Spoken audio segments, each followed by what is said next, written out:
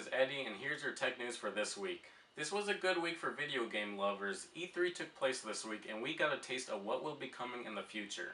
Nintendo came along with a few new titles, however, they did surprise people with the return of Roy for Super Smash Bros.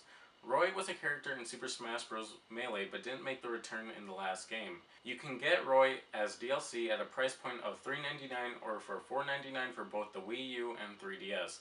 Other DLC announced include Ryu from Street Fighter, Mii Fighter costumes, and my favorite, the return of Dreamland from Nintendo 64. What a classic.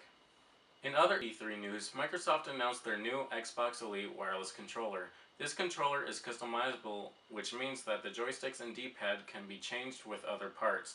You can also assign buttons on the front of the controller to the paddles on the back of the controller. Lastly, the controller comes with a switch to move between different modes, so you can have a mode for it to act as a normal controller and another mode to change up the functions of each input. This, however, is not cheap and will cost you $149. Continuing with Xbox news, Microsoft announced a few titles that will be arriving by the end of the year. These titles include Forza Motorsport 6, Rise of the Tomb Raider, and my personal favorite, Halo 5 Guardians. They also surprised people with the announcement of Xbox 360 compatibility on the Xbox One.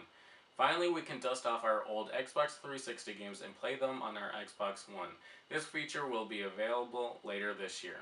Now moving on to Apple news, the iPhone 6s is expected to adopt 7000 series aluminum, which is also found on the Apple Watch Sport.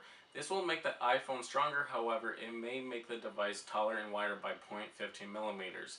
The device is also expected to be 0.2 millimeters thicker due to the expected Force Touch display.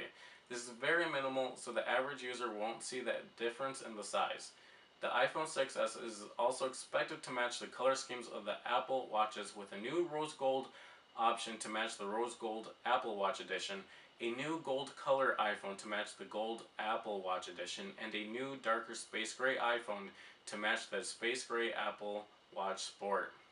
Other improvements to the iPhone are an A9 processor, 2 GB of RAM, an improved 12 megapixel camera, and an improved Touch ID.